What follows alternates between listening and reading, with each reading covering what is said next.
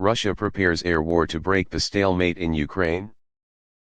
Russia may be planning attacks on Ukraine with ample air resources to break the current stalemate, Al Jazeera reports, as NATO intelligence suggests Moscow appears to be rehearsing warplanes and helicopters near the border. According to North Atlantic Treaty Organization, NATO, officials, Russia's deployment of the aircraft shows that it is necessary to deliver air defense systems to Ukraine as quickly as possible.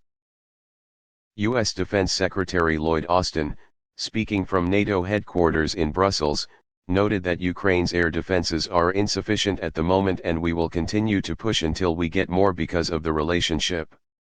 The threat is out there. We know that Russia has a significant number of aircraft, and they have a lot of potential.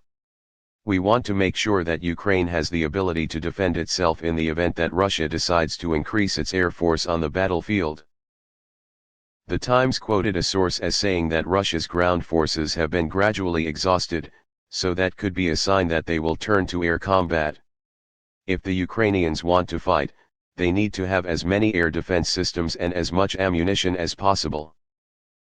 Asked if Ukraine's allies would discuss sending fighter jets to Kiev, Minister Austin said, "I don't have any announcements to make at this time."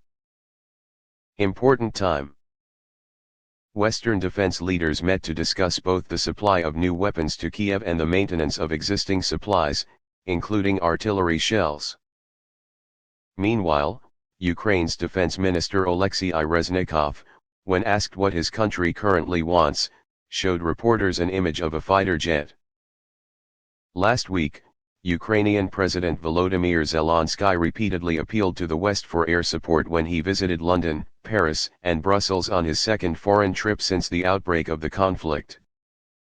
While French President Emmanuel Macron said he didn't rule anything out, British Defence Secretary Ben Wallace insisted London had no immediate plans to aid the warplanes. German Chancellor Olaf Scholz has so far refused to send fighter jets to Kiev. Slovakia said it was ready to discuss sending Soviet MiG-29s to Kiev to help compensate for the loss of Ukraine's air force.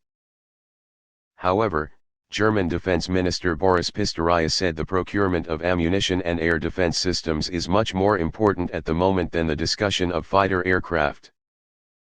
Mr. Pistorius told reporters that training pilots to get used to the new aircraft also takes months, let alone teach the skills needed to deploy the weapons systems.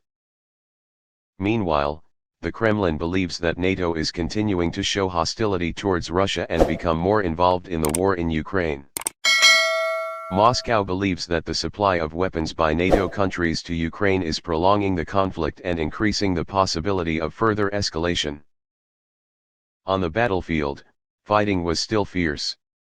Russian forces are exerting pressure in eastern Ukraine while reinforcing their defenses in the south.